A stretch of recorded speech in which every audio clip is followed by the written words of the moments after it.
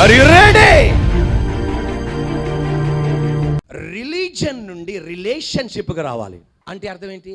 Religion అంటే ఏంటి? దైవభక్తి.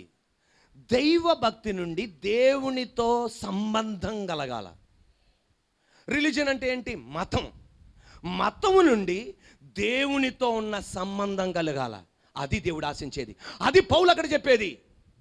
మతం చెప్పేది బయట మార్చుకోండి, దేవునితో సంబంధం లోపల మార్చుకోండి. మతం బహిరంగ మార్పుకు ప్రాధాన్యత ఇస్తుంది, కానీ దేవునితో ఉన్న సంబంధం అంతరంగానికి మార్పిస్తుంది.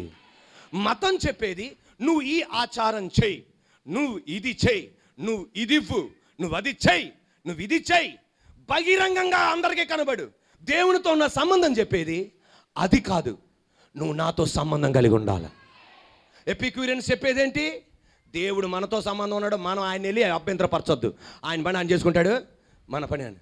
కానీ పౌలు చెప్పేది దేవుడు మనతో సంబంధం కలిగి ఉండాలని ఇష్టపడుతున్నాడు, మనం దేవునితో సంబంధం కలిగి ఉండడానికి ఇష్టపడుతున్నాడు. అందుకనే యేసు ప్రభు వారు యూదులను చూసి, శాస్త్రులను పరిశీలన చూసి, మత పెద్దలను చూసి ఏమన్నా తెలుసా? సున్నం కొట్టిన సమాధుల్లారా. అంటే సమాధి బయటికి చాలా అందంగా ఉంటుంది, లోన కుళ్ళిపోయి ఉంటుంది. మత నాయకులు ఏం చేస్తున్నారో తెలుసా? నీతిగా ఉండండి, ప్రేమగా ఉండండి, సత్యంగా ఉండండి అని బోధిస్తున్నారు తెల్ల అంగీ ధరించుకొని. కానీ వాళ్ళు దాని ప్రకారం వాళ్ళు జీవించట్లా, దేవునితో సంబంధం లేకుండా ఉన్నారు. అంటే బయటికి కనబడితే చాలు, వాళ్ళు పలానా టైంలో ప్రార్థన చేయాలి. ఆ యూద మత నాయకులు వాళ్ళు ట్రాఫిక్లో వెళ్తుండగా ప్రార్థన చేసే టైం వస్తే అక్కడే మోకాలుండి ప్రార్థన చేస్తారు. ఏంటంటే వాళ్ళకి వేరే వాళ్ళ అభ్యంతరం అయ్యేం కాదు, వాళ్ళ ఆచారం వాళ్ళకి ముఖ్యం. ఏది? మతం చెప్పేది. కానీ సర్వశక్తి కలిగిన దేవుడు ఏమన్నాడంటే నాతో సంబంధం కలిగి ఉండాలి. ఒక తండ్రి కుమారుడితో సంబంధం కలిగి ఉంటాడు.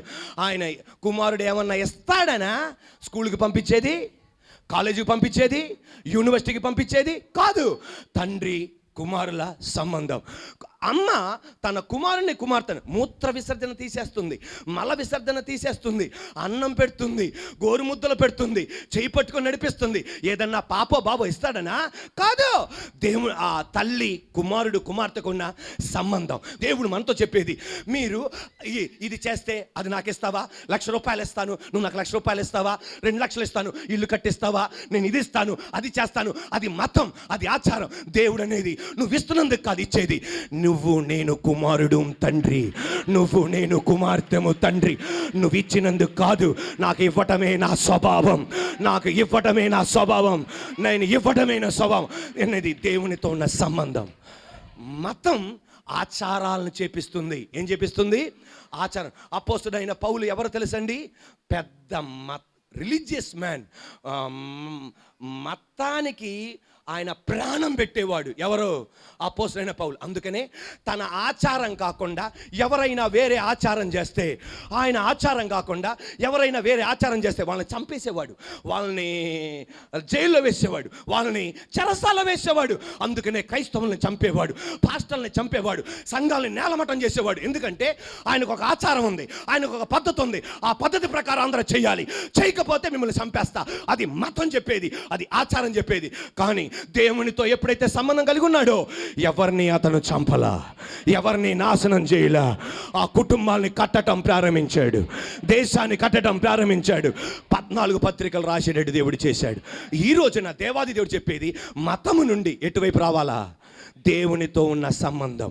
మనం ఎప్పుడైతే దేవునితో ఉన్న సంబంధం మనకు ఏర్పడుతుందో మనం చాలా వ్యత్యాసాలు మనం చూస్తాం, మన జీవితంలో వ్యత్యాసాలు మనం చూస్తాం. ఆచారాల్లో మనం వ్యత్యాసం చూడలేం.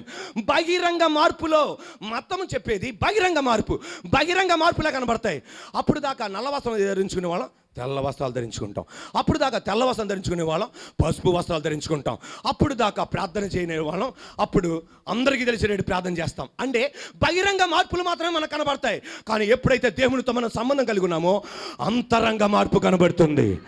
నీ మాటల్లో మార్పు కనబడుతుంది, నీ చూపులో మార్పు కనబడుతుంది, నీ ఇచ్చిపుచ్చుకోవడాల మార్పు కనబడుతుంది, నీ ఇంటిలో ఉన్న సంభాషణల మార్పు కలుగుతుంది, నీ ఇంటి పరిస్థితే మార్పుతుంది, చివరాఖరికి బహిరంగంగా కూడా నీకు మార్పు కలుగుతుంది. ఒక మాట మీరు గమనించండి, దేవునితో మనం సంబంధం కలిగి ఉండగానే మేలు మనం చూస్తాం, మేలు మనం చూస్తాం. అలాంటప్పుడు కొన్ని వేదనకరమైన సంఘటనలు కూడా చూస్తాం. ఎందుకని? మనం దేవునితో సంబంధం కలిగినప్పుడు అప్పటిదాకా తిరిగిన స్నేహితులు, అప్పటిదాకా మాట్లాడిన వాళ్ళు మన విడిచి వెళ్ళిపోతారు. భయపడక్కర్లా, నువ్వు దేవునితో సంబంధం కలిగి ఉన్నావు. ఆ గాయం నీకున్న ఆ గాయాన్ని కట్టేవాడు ఆయన.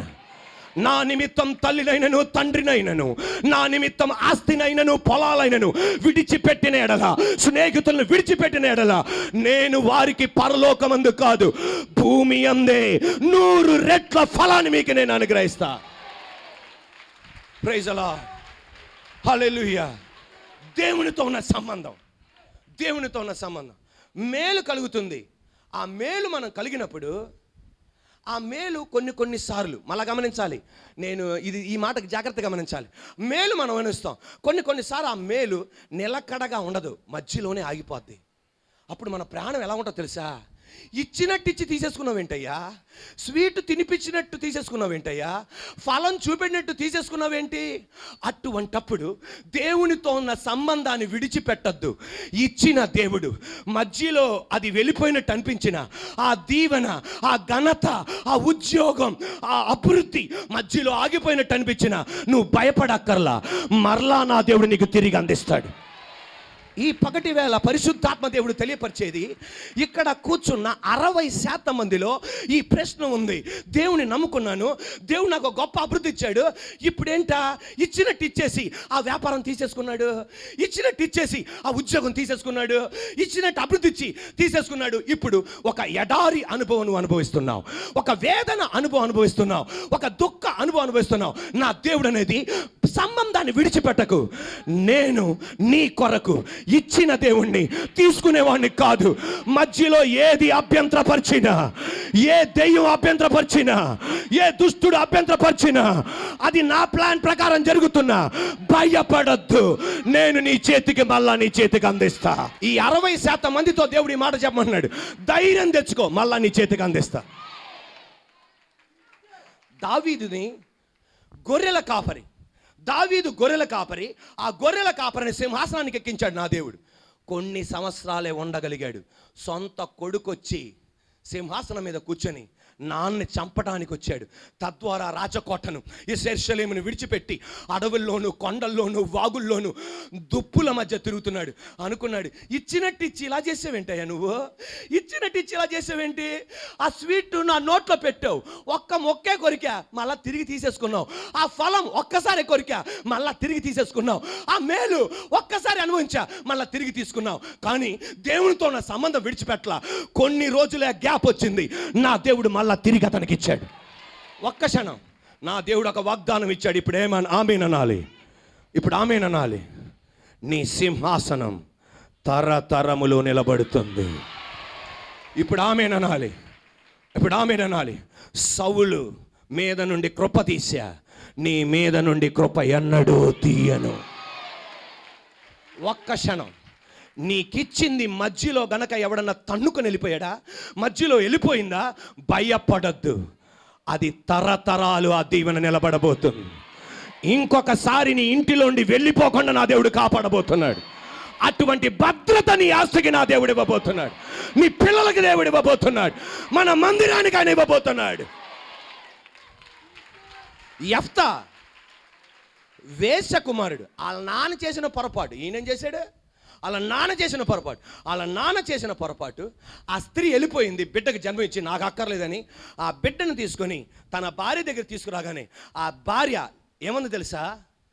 నువ్వు చేసిన దుర్మార్గ పనికి బిడ్డ పుట్టాడు, కానీ ఒకటే, ఈ బిడ్డని నేను చంపుకోలేను. ఇంకొక స్త్రీ జన్మనిచ్చింది, అయినా ఈ పసికందు నేను చంపలేని చెప్పి 16 సంవత్సరాల దాకా పెంచి తరివేసేశారు ఆమెను. ఆ బిడ్డను తరివేశారు. యెఫ్తా వేదన ఏంటి తెలుసా? పెంచుకున్నట్టు పెంచుకొని నన్ను వదిలేశారేంటయ్యా?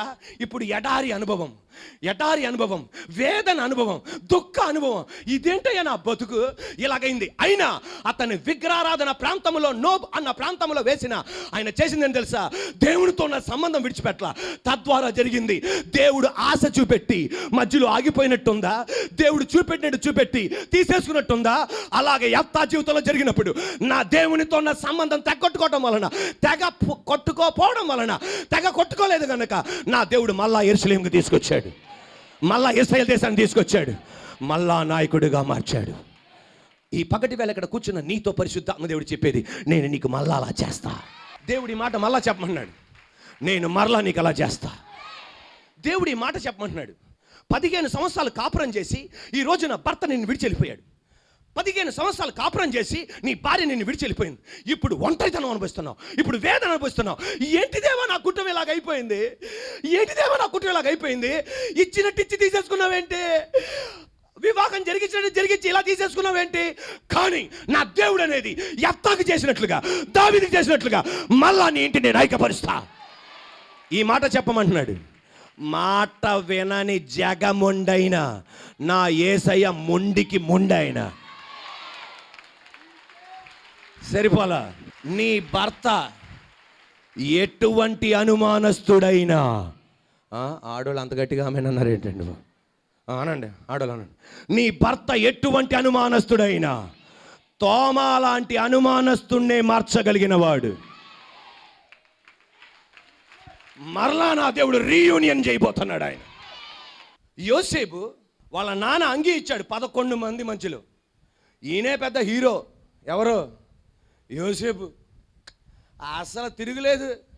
ఈయన చూసి అందరూ అసూయపడేవాళ్ళు. ఎవరో 11 మంది అన్నయ్యలు, చెల్లి, 10 మంది అన్నయ్యలో ఒక తమ్ముడు, ఇంకో చెల్లి అసూయపడేవాళ్ళు. ఈయన కోటు చూసి, ఈయన విచిత్రమైన వస్త్రం చూసి అందరూ అసూయపడేవాళ్ళు. అటువంటిది కొన్ని సంవత్సరాల్లోనే వాళ్ళ అన్నయ్యలు ఆ వస్త్రాన్ని తీసేశారు. అనుకున్నాడు, ఇచ్చినట్టు ఇచ్చి తీసేసుకున్నాం ఏంటయ్యా? కనీసం సగం కూడా తినలేదు, కనీసం స్వీట్ సగం కూడా తినలేదు, ఏంటి ఇచ్చేసినట్టు ఇది తీసేసుకున్నావు? దేవుడి మాట చెప్పమంటున్నాడు, నీ గుండెల్లో ఉన్న వేదన ఇదే. అభివృద్ధిపరిచి ఇలా చేసావేంటి దేవా? హెచ్చించి ఇలా చేసావేంటి దేవా? ఇచ్చినట్టు ఇచ్చి ఇలా చేసావేంటి దేవా? యోసేపు అంటున్నాడు, ఏంటి దేవా అని. కానీ దేవునితో ఉన్న సంబంధం తెగగొట్టుకోవాలా. ఎందుకు దేవుడు ఇలా చేస్తున్నాడో నాకు తెలియదు, ఎందుకు దేవుని ప్రణాళిక ఏంటో నాకు తెలియదు, దేవుని చిత్తం ఏంటో నాకు తెలియదు. కానీ కొన్ని సంవత్సరాల తర్వాత వాళ్ళ నానిచ్చిన వస్త్రం 10 మందికే అసూయ కలిగింది. ఒక తమ్ముడికే అసూయ కలిగింది, ఒక చెల్లికే అసూయ కలిగింది. దేవుడు ఫరో ద్వారా ఒక వస్త్రం ఇప్పించాడు, 2 రాజ్యాలకి అసూయ కలిగేటట్టు చేశాడు. ఈ పగటి వేళ నమ్మితే గట్టిగా చప్పట్లు కొట్టు. yes, hallelujah. ఈ పగటి వేళ నీ దగ్గర నుండి దేవుడు ఇచ్చి ఏమన్నా తీసుకున్నాడా? నెక్స్ట్ దేవుడు నీకు మళ్ళా తిరిగి ఇవ్వబోతున్నాడు. నీ కుటుంబం మాత్రమే కాదు అసూయపడేది, రాష్ట్రం అసూయపడేది దేవుడు చేయబోతున్నాడు, పట్టణాలు అసూయపడేది దేవుడు చేయబోతున్నాడు. విశ్వసించే వాళ్ళు విశ్వాసంతో కొట్టని జరుగును గాక. Praise the Lord. Hallelujah, hallelujah. ఈ రోజున అటువంటి వ్యక్తులు ఎవరైనా ఉంటే ఈ మాట జాగ్రత్తగా ఆలకించండి. అబ్రహాముకు దేవుడు బావులనిచ్చాడు. ఆ దేశములో నీళ్లు లేవు, కానీ బావులు ఇచ్చాడు. నీళ్లు ఉబికినాయి. నాన్న మరణించగానే శత్రువులు వచ్చి దాన్ని పూడ్చేశారు, ఇసుకతో పూడ్చేశారు. ఆమేనండి. రాళ్లతో పూడ్చేశారు, బురదతో పూడ్చేశారు, చెత్తతో పూడ్చేశారు. బావంటే తాతయ్యకి కావాలి, తాతయ్య కోసం, కొడుకు కోసం, మనవడు కోసం, ముని మనవడు కోసం, ఆ మనవడు కోసం, ఆమెనలేదే, ఆ మనవడు కోసం, ఆ మనవడు కోసం అనమ్మా, ఆ మనవడు కోసం. నీ దీవెనలు అలా నిలబడాలన్న వాళ్ళు మీకొద్దంటే నాకు ఇచ్చేయండి. ఆ మనవడు కోసం, ఆ మనవడు కోసం, ఆ మనవడు కోసం, ఆ మనవడు కోసం. కానీ తండ్రితోనే ఆగిపోయింది. అనుకున్నాడు, పోయింది తండ్రితోనే. చాలా మంది అంటారు, వాళ్ళ ఇంట్లో పాప చచ్చిపోకండి, మా పాపతోనే అనిపోయిందండి. ఆ తండ్రి చనిపోకండి, మా తండ్రితోనే అనిపోయిందండి. నో, దేవుడు అనేది ఇస్సాకు గుర్తెరిగాడు. నా నాన్నకి ఇస్తే అది నాకు కూడా కంటిన్యూ అవ్వాలా. హల్లెలూయా. నాన్నకి ఇస్తుంది, నాకు కూడా కంటిన్యూ అవ్వాలా. ఎలా కంటిన్యూ అవ్వాలో తెలుసా? నాన్నకి ఒక్క పాలు అయితే నాకు 2 పాలు కంటిన్యూ అవ్వాలి. ఏలియాని అడిగాడు, నీకు ఒక్క పాలు అయితే నాకు 2 పాలు ఆత్మలు కావాలి. ఈరోజు మీ నాన్న ఒక్క పాలుగా దింపబడితే నువ్వు 2 పాలుగా దింపబడాలి. మీ నాన్న 5 పాల్లో దింపబడితే నువ్వు 10 పాల్లో దింపబడాలి. మనకన్నా భక్తులు 20% వాడబడితే మనం 2000% దేవుని కోసం వాడబడాలి. ఈ పగటి వేళ ఇక్కడ కూర్చున్న వాళ్ళు ఎవరైనా సరే, కానీ ఇస్సాకు దేవుని వైపు తిరిగాడు. ఇస్సాకు దేవుని వైపు తిరిగాడు. పూజ చేసిన బావులను తోపాడు, నీళ్లు బయటికి వచ్చినాయి. ఈ రోజున దేవాది దేవుడు చెప్పేది, ఇచ్చినట్టు ఇచ్చి మధ్యలో ఆపేవాడు కాదు. ఒకవేళ ఆపితే భయపడద్దు. ఏదో నీ పట్ల ఒక ఉద్దేశం ఉంది, ఏదో దేవునికి ఒక చిత్తం ఉంది, దేవునికి ఏదో ప్రణాళిక ఉంది. తెలవకుండా నిన్న ఆ డైరెక్షన్కి తిప్పుతున్నాడు ఆయన.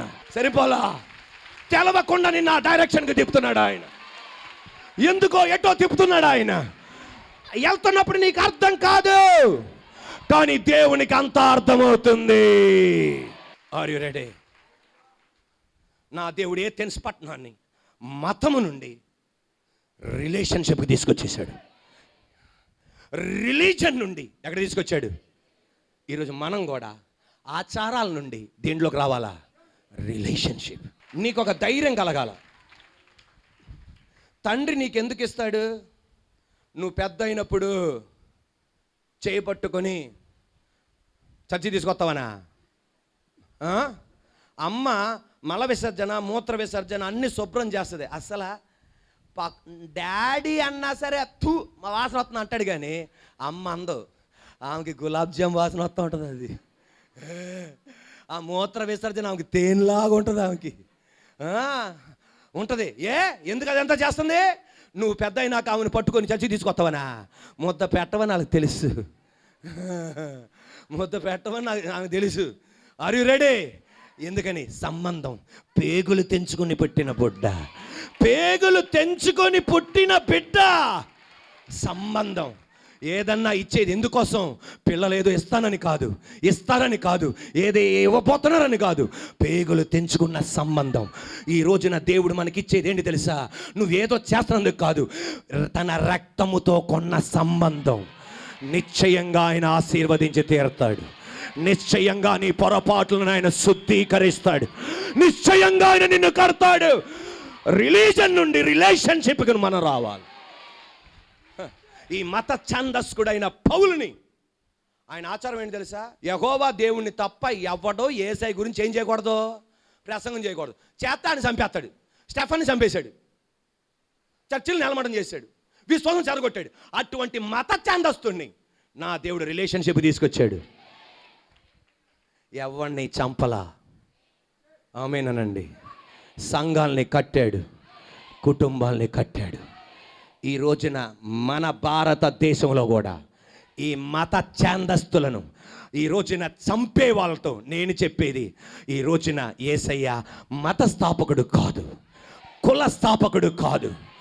దేవునితో ఉన్న సంబంధాన్ని బిల్డ్ చేయగలిగిన వాడు. ఆయనతో రిలేషన్షిప్ పెట్టుకోవడానికి, నీ జీవితానికి ఒక మార్పునివ్వడానికి. Are you ready?